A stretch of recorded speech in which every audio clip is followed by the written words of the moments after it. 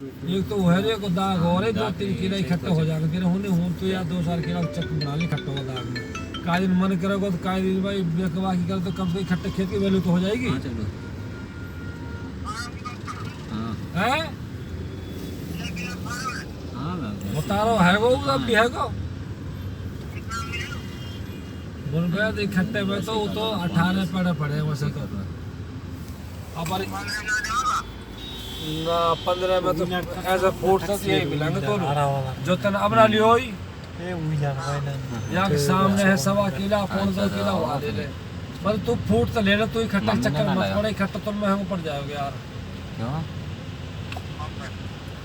अब आगे तो भी मम्मी जब कल तक कह रही है कल परसों तो पे 2-3 दिन हो गए यार बढ़ तो जाएगी पर बहुत महंगी पड़ रही है तो फोन ना आया था यार से कह रही है ना मम्मी का